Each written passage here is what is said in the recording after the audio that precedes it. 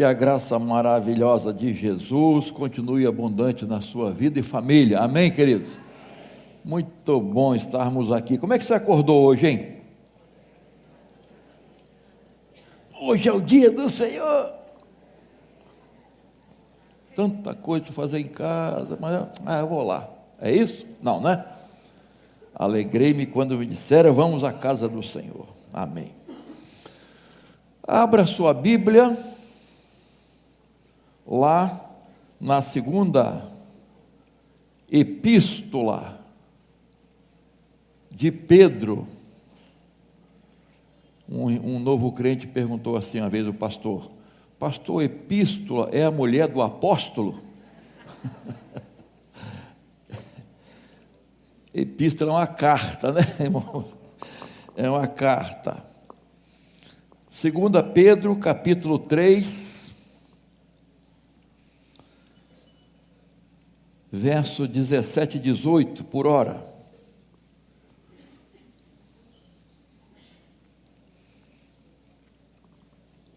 Segunda Pedro, chegando no finalzinho da Bíblia.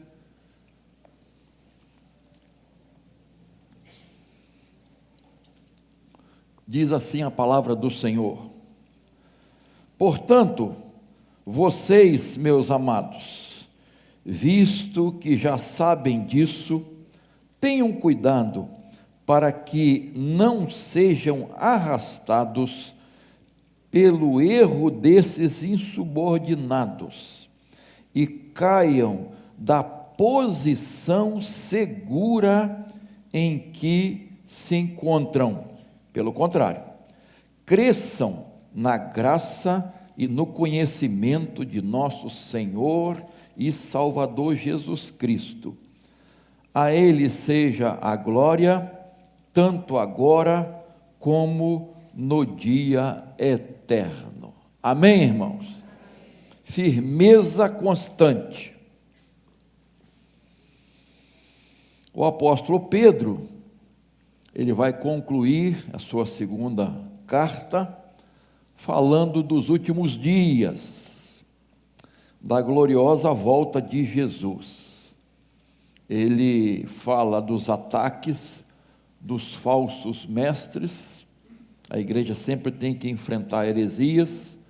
Ele fala da destruição do mundo e fala da aparente demora da volta de Jesus. E ele então conclui falando da importância da firmeza.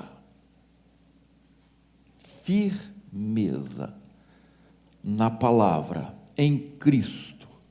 Constante firmeza. A importância de nós estarmos firmes, constantemente. E ele fala do cuidado para não cair, pelo contrário, está sempre crescendo em Cristo Jesus. E ele então, nesse pensamento, nesse contexto, não é, ele vai dar algumas recomendações. Ele vai nos fazer algumas recomendações nesse tempo que nós estamos aguardando a volta de Jesus e que precisamos estar firmes, em momento algum cair da nossa firmeza em Cristo. Como estarmos firmes em Cristo? Como não cair dessa firmeza em Cristo? Então, deixa a Bíblia aberta aí, por favor. Nós vamos tirar 4 lições importantes aqui, de que Pedro encerra a sua carta, então, falando sobre isso. E a primeira exortação final que o apóstolo Pedro fala para permanecermos firmes, ele diz que precisamos ser irrepreensíveis na nossa conduta. Verso 14, por favor, veja aí, volta um pouquinho onde lemos, verso 14. Por essa razão, amados, esperando estas coisas, esforcem-se para que Deus os encontre sem mácula, sem culpa e em paz. Repito, o apóstolo Pedro está falando da volta de Jesus, que julgará o mundo com justiça. E ele diz que devemos nos empenhar para que naquele dia, irmãos, quando Jesus voltar para buscar a sua igreja, sejamos encontrados sem mácula, sem culpa e em paz. E essa palavra aqui, se empenhar, se esforçar, é muito forte. Requer um esforço muito grande, que não é ficar desleixado, é se esforçar mesmo, é fazer todo o esforço, dar tudo de nós, no que depender de nós, para estarmos sem mácula, sem culpa e em paz.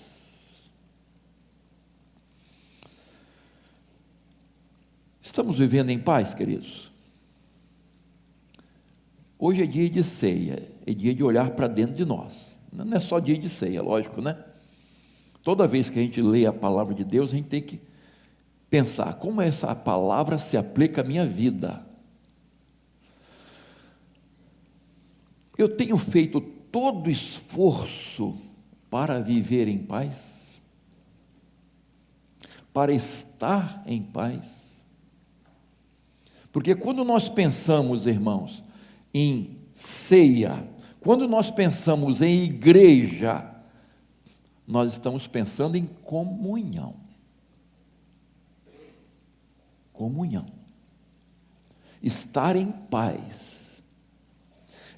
Aguardar a volta de Jesus em paz com todos, acima de tudo com Deus. Paz com Deus, paz com o próximo, paz consigo mesmo. Como se trata de gente, como nós somos gente, é natural o quê? Atritos, desavenças, discórdias. É igual na sua casa, não é? Não tem isso na sua casa? Ou não, é só na minha? Na nossa família, na igreja, não tem esses atritos, esses salseiros às vezes? Mas eu tenho que fazer todo esforço, tudo que depender de mim, para viver em paz. Eu tenho que buscar essa paz, irmãos. Eu tenho que vencer as diferenças. Elas existem. É uma realidade. Mas nós precisamos vencer, porque aquele que nos une é muito maior do que as nossas diferenças, do que os nossos aborrecimentos. Então eu preciso aguardar a volta de Jesus em paz, com o meu coração em paz. E esse mácula, culpa e paz, fala de santidade, irmãos. Santidade. Como é que eu vou aguardar a volta de Jesus se minha vida não está sendo santificada?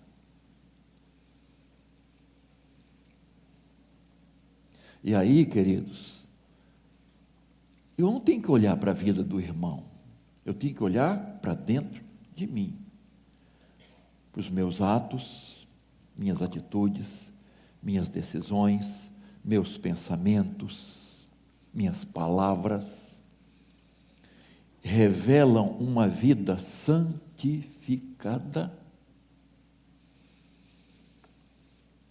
Eu tenho que fazer assim uma avaliação honesta, irmãos. honesta. Como está a minha vida? Eu estou cada vez mais parecido com Jesus? Ou será que eu estou me distanciando? Segui a paz com todos e a santificação, sem a qual ninguém verá o Senhor. Hebreus 12, 14. Essas 3 palavrinhas do texto me mostram o seguinte, que eu preciso ter uma vida irrepreensível. Irrepreensível. Que ninguém tenha nada para falar contra. Ninguém tenha nada para me repreender. Vida irrepreensível. Será que ninguém tem nada contra mim? Minha conduta é irrepreensível.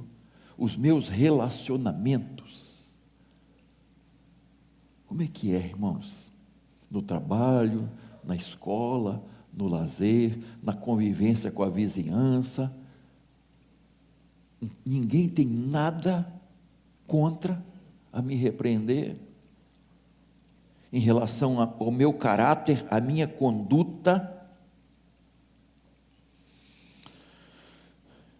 Queridos, Pedro nos ensina aqui, o apóstolo Pedro, que a expectativa da segunda vinda de Cristo deve ser um freio contra o pecado. Um freio contra o pecado. Jesus está voltando. Ou será que há alguém aqui que acha que Jesus não pode chegar a qualquer momento? Você sabe quando Jesus vai voltar? Não. Pode ser hoje? Sim ou não? Lá no fundo, não vem hoje não. Não é, irmãos? Não. Lá no fundo a gente, não é agora não. Jesus vai demorar ainda. Será? É interessante que a Bíblia diz que na hora em que a gente não estiver pensando que Ele vai voltar, é que Ele vai voltar. Por que a Bíblia diz que Jesus vem como ladrão? Jesus vem roubar alguma coisa? O ladrão nos pega de... É isso. É esse aspecto. Surpresa. Isto é, ninguém vai estar esperando. Vai ser agora. Jesus está chegando. Jesus está chegando. Não, ninguém. E aí, irmãos? Como a gente não sabe, nós precisamos ter uma vida de santificação.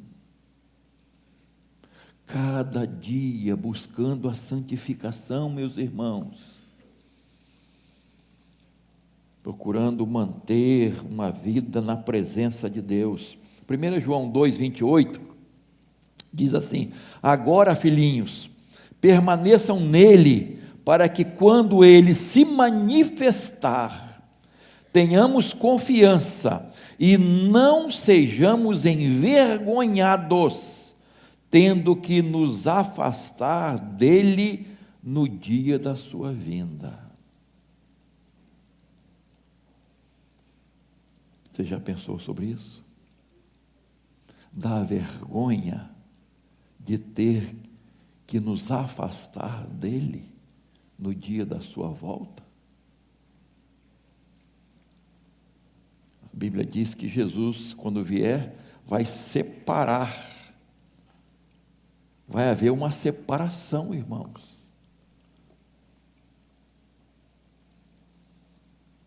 Dos que realmente são de Deus e os que eram aparentemente só de Deus. Uns para a direita, outro para a esquerda. Vinde benditos, afastai-vos de mim. O que você vai ouvir? o que eu vou ouvir? Vinde ou afaste-se? Como é a nossa conduta, irmãos? Como é o nosso caráter? Como é que nós estamos vivendo só de aparência? Irmãos, há uma tendência hoje de um evangelho de aparência, de fazer de contas. Bebê reborn, né? Crente reborn. Parece, mas parece mesmo. Mas não é. Não é de verdade. Irmãos, que Deus tenha misericórdia de nós, para que possamos ter uma vida irrepreensível. Pastor, é ser perfeito? Você sabe que não. Você sabe que não. Mas é corrigir os erros, é confessar pecados, é lutar contra os desejos carnais que há dentro de nós. Essa natureza humana que pende para o mundo, para o pecado. Eu tenho que lutar. Por isso a palavra ali é se esforçar mesmo, é fazer todo o esforço para permanecermos na presença de Deus, irrepreensíveis na nossa conduta. Alguém tem algo a falar de você?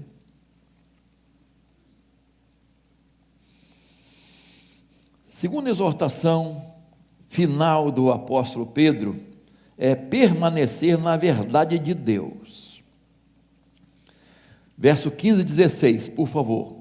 E considerem a longanimidade do nosso Senhor como oportunidade de salvação, como também o nosso irmão Paulo escreveu a vocês, segundo a sabedoria que lhe foi dada. 16.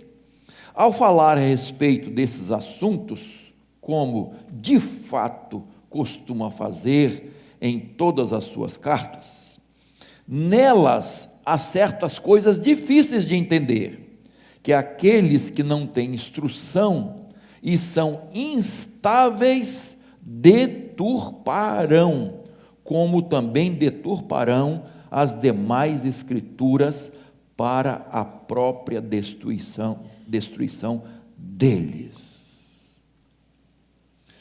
Pedro está aqui mostrando que as cartas que Paulo escreveu são canônicas, são inspiradas por Deus, têm autoridade apostólica, fazem parte das escrituras sagradas, como eles consideravam os profetas, não é? Os escritos, os salmos e tal, né? O apóstolo Pedro e o apóstolo Paulo estão alinhados nas recomendações, nas doutrinas, no que realmente é a palavra de Deus. E Pedro reconhece a capacidade, né, que Paulo tinha, a profundidade, que ele trata da teologia, dos assuntos concernentes ao reino de Deus, mas alguns, ele diz, eles deturpam. Alguns deturpam o evangelho, deturpam a palavra de Deus. Sabe que hoje, não hoje não, há muito tempo, né? Desde do início, um dos artifícios que o inimigo usa é usar um texto fora do contexto. Desde lá do Éden, Satanás faz isso. Texto fora do contexto.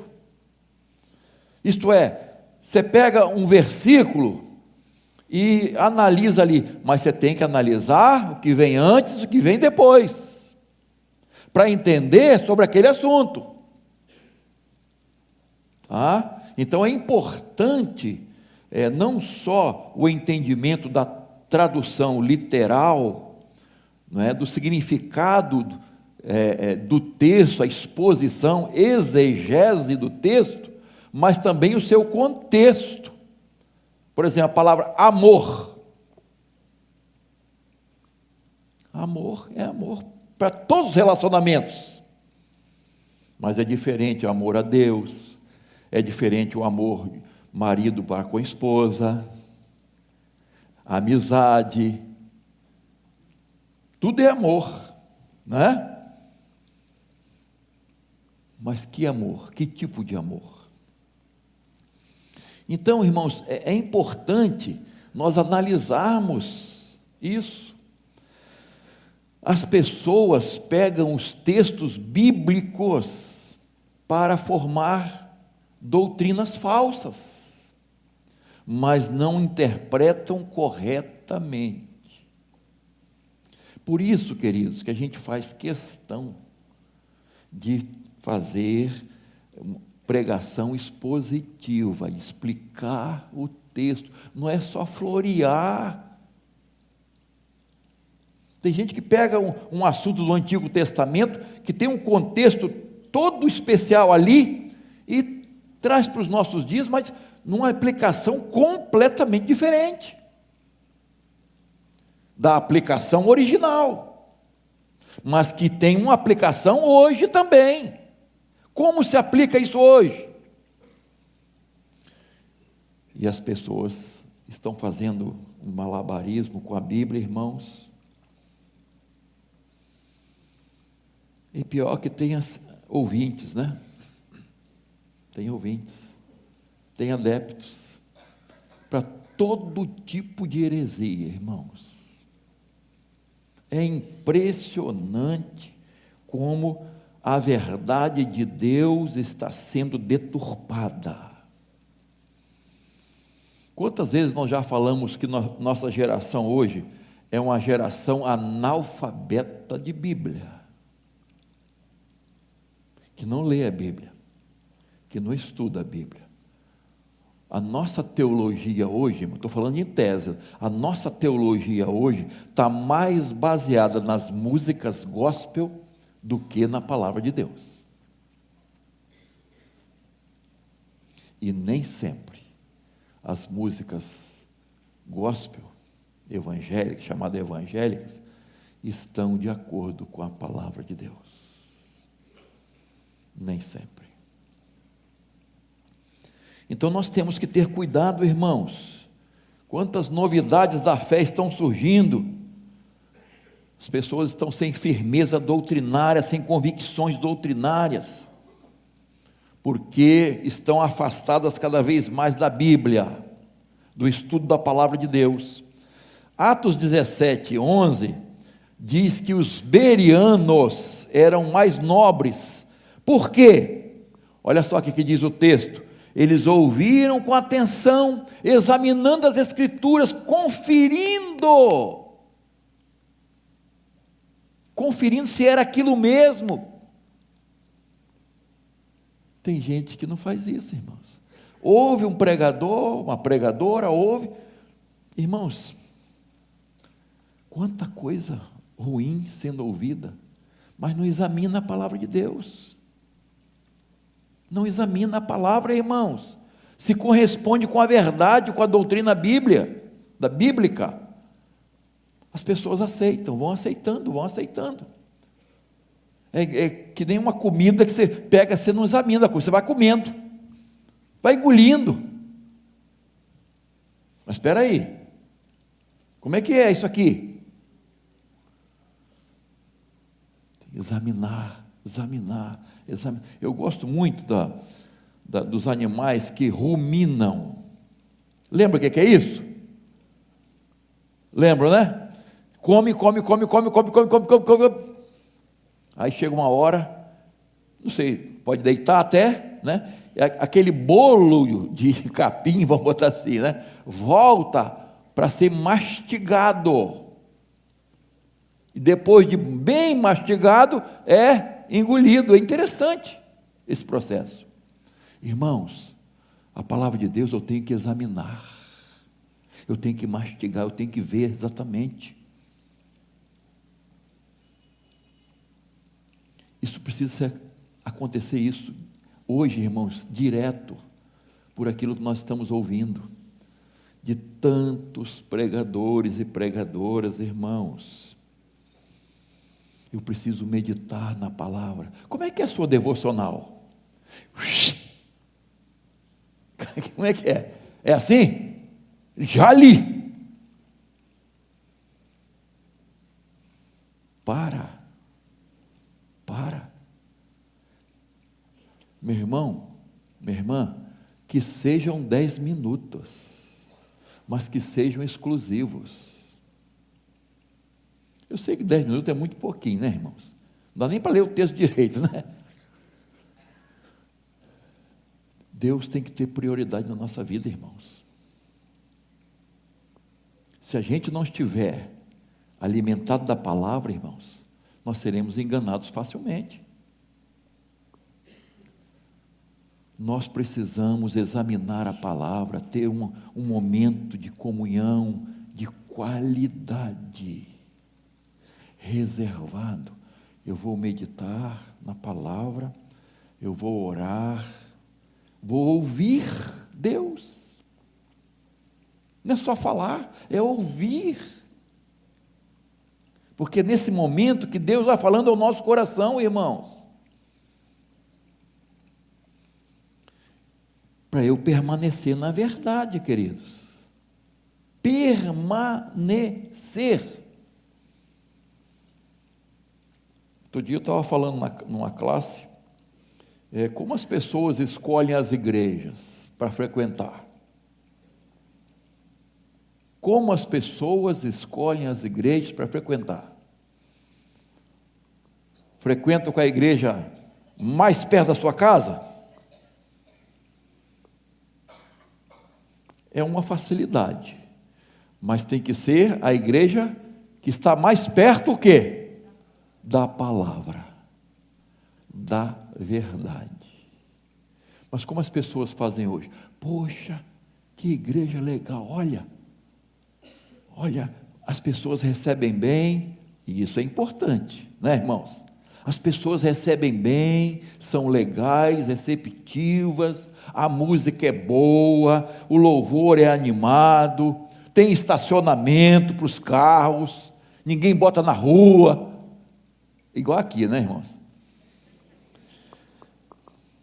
Tudo bom, beleza, são coisas boas, mas o que é essencial, o mais importante, a palavra, irmãos. Qual é a doutrina da igreja? Qual é a doutrina da igreja? Ela pode ter tudo do bom e do melhor, mas se não tiver a palavra, não serve. Não serve, irmãos. Mas não é isso que as pessoas estão fazendo quando escolhem uma igreja, irmãos. Porque o que acontece? As pessoas até usam a Bíblia, mas não interpretam corretamente. Outro dia, acho que foi Davi que me falou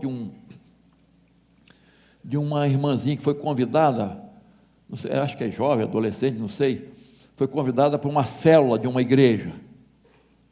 E tal, participou 1 ou 2 vezes e tal, e um dia foi à igreja para participar do culto, e aí, no primeiro culto que ela participou, o pastor não pregou nada com nada, e ainda marcou a data da volta de Jesus, é para 2033, Jesus vai voltar, falou no púlpito isso, irmão.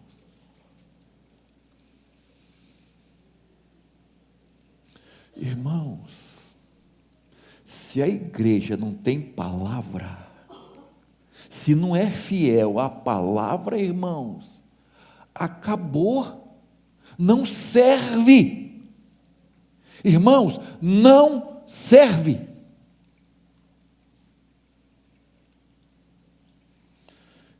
Hoje em dia, quando você olha a internet, irmãos, Eu não olho, esses dias eu estava olhando de novo, né?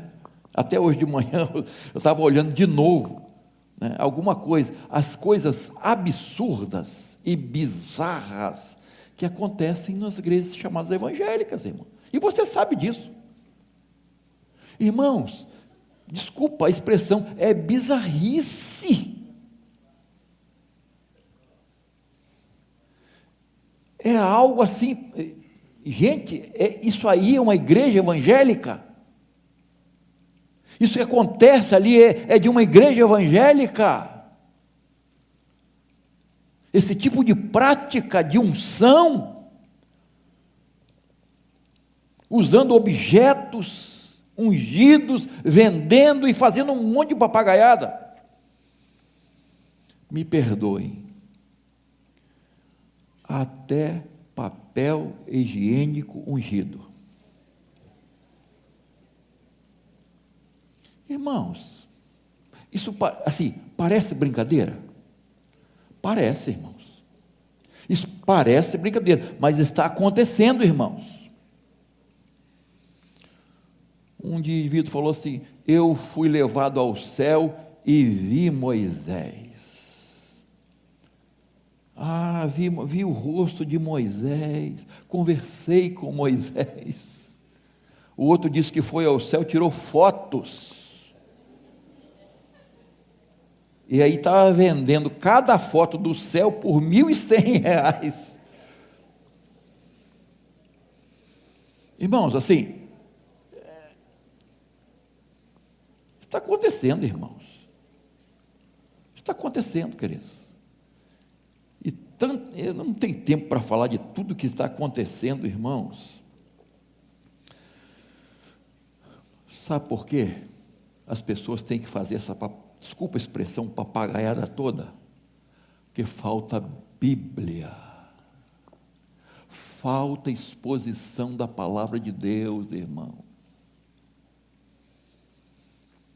E aí, a gente chega aqui na terceira recomendação do apóstolo Pedro, que é rejeitar o engano, que está bem associado a isso aqui, rejeitar o engano, verso 17, portanto vocês, meus amados, visto que já sabem disso, tenham cuidado para que não sejam arrastados pelo erro desses insubordinados, e caiam da posição segura em que se encontram.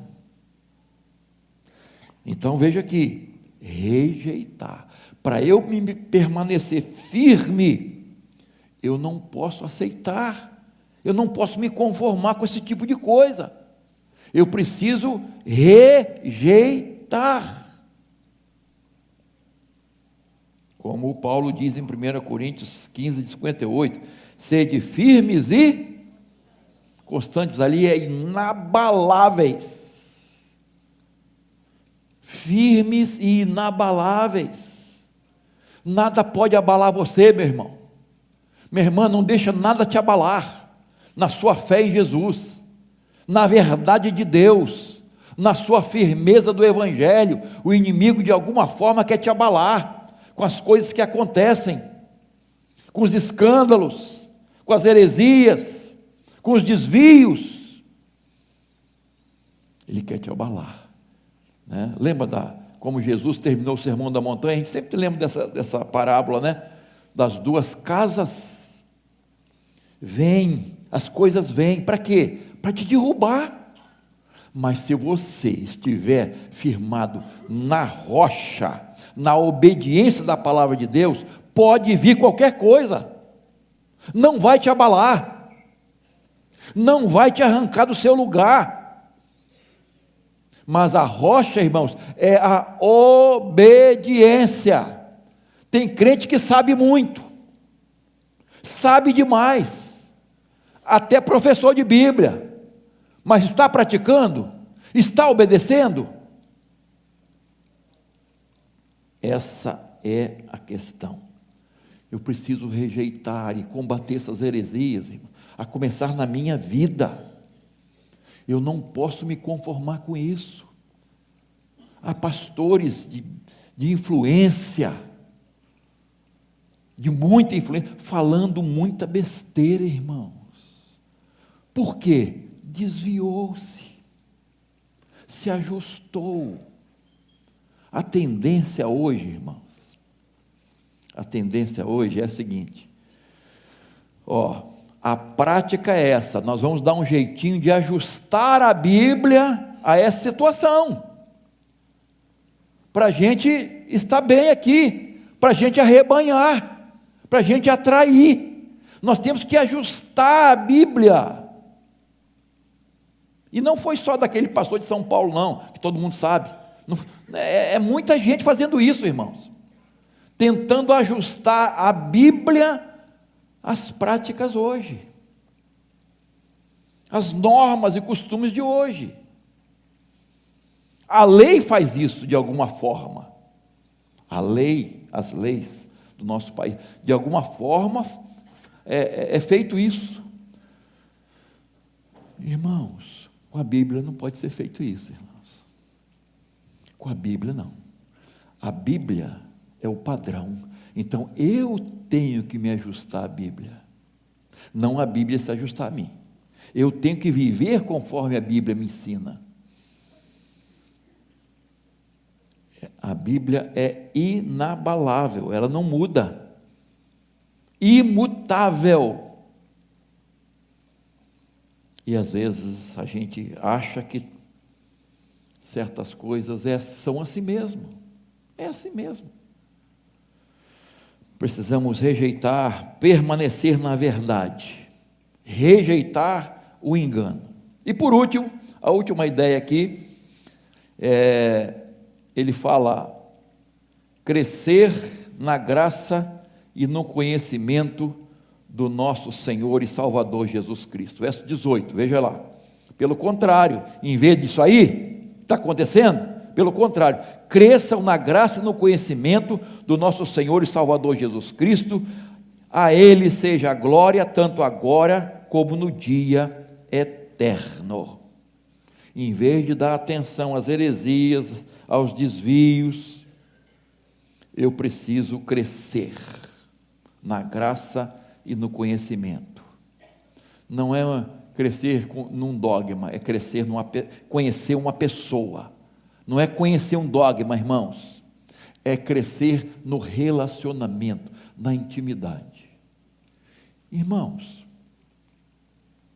cada um deve avaliar o seguinte: como é o meu relacionamento com Jesus?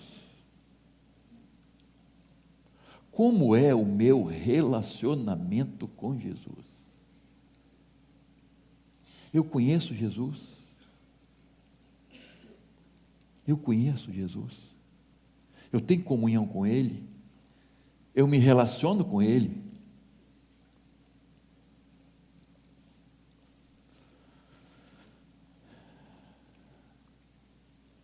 Pedro está falando aqui, irmão, de um equilíbrio fundamental: conhecimento e graça, mente e coração, verdade e experiência.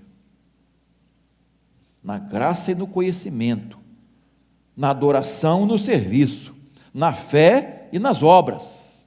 Falamos isso quarta-feira passada, né?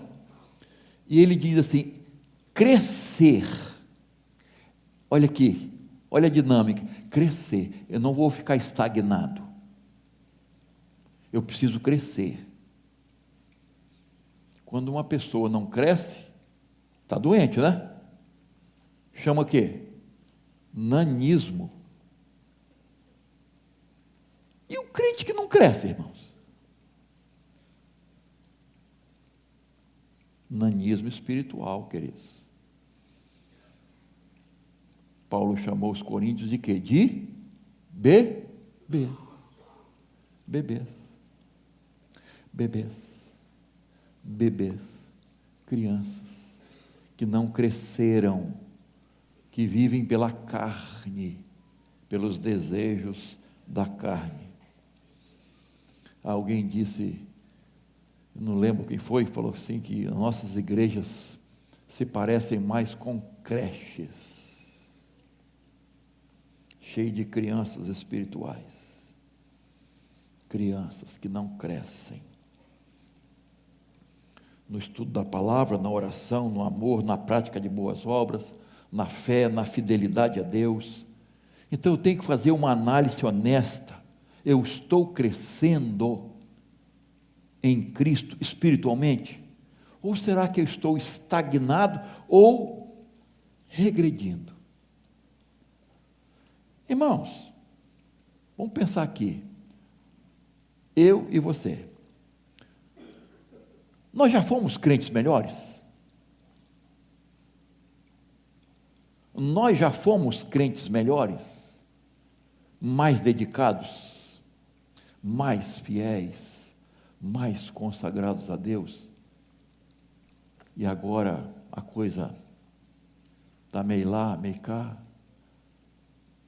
Parece que eu estou regredindo. Eu já amei mais meu próximo e hoje não amo mais. Aquele amor, primeiro amor, eu deixei, esfriou. Eu estou crente morno. Vou manter. Crescer, crescer, crescer, crescer, crescer, crescer. Na graça e no conhecimento de Jesus. A palavra de Deus traz renovação espiritual, irmão. É essa renovação que eu preciso. Renovação espiritual. Cada dia Deus transformando a minha vida. Cada dia sendo mais consagrado, tendo mais a unção de Deus.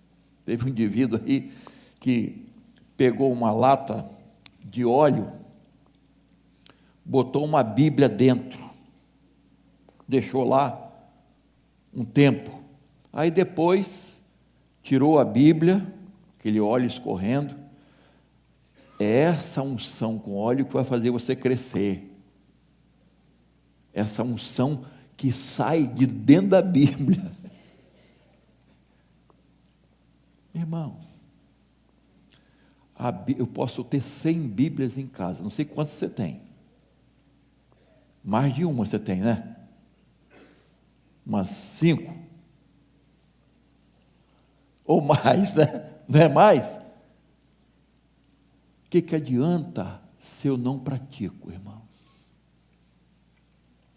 Posso ter 1000 Bíblias em casa. Se eu não pratico, irmãos, a bênção e a santificação, a unção, está em praticar a palavra de Deus, irmãos. Praticar a palavra de Deus, obedecer. Outro dia eu estava vendo um vídeo de um pastor falando dos legionários. É a moda agora. Legendários, né? Quem falou aí? Legendários.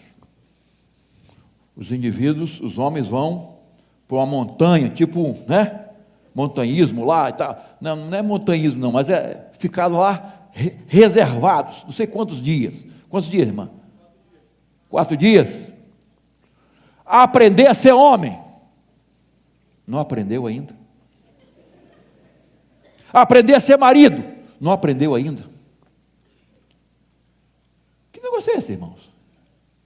Aprender a ser pai. Não sabe ser pai? Esse tempo todo não sabe ser pai? E tem níveis, né, irmã? Viu? Tem níveis. Qual o nível? O cacau. Sabe até quanto vai? Sabe? Nem imagina. 81 mil reais. Acho que de 500, alguma coisa. É o nível do indivíduo lá, legendário. Nível. Quanto mais você paga, o nível é maior. Irmãos, não sou nada contra os cursos. Muitos são bênçãos, irmãos. Esse curso da família aí, são bênçãos, irmãos. Agora, irmãos, pode fazer qualquer curso. se não praticar a palavra, irmãos, se não está dentro da palavra, irmãos, não vale de nada. Pode inventar moda, sempre tem modas. Aqui, prática da palavra de Deus. Crescimento, graça e conhecimento do Senhor Jesus Cristo, a pessoa central. Por isso ele encerra dizendo, verso 18, a ele seja a glória, tanto agora como no dia eterno. Jesus é o centro, não só dessa carta, mas de toda a Bíblia. Jesus é o centro, irmãos. Por ele e para ele são todas as coisas. Jesus, a ele toda honra e glória, como no dia eterno. Meu irmão, minha irmã, busque fazer a vontade de Deus cada dia. Ouça essas exortações que o apóstolo Pedro está fazendo à igreja, e ele encerra fazendo isso. Sejam irrepreensíveis na conduta. Permaneçam, não saiam jamais, não se desviem para a direita nem para a esquerda da verdade de Deus. Rejeite o engano, as heresias, as coisas que estão surgindo. Em vez disso, cresçam na graça e no conhecimento de Jesus. Que o Senhor tenha misericórdia de nós, para que possamos agir assim na nossa vida cristã. Curve sua cabeça, por favor.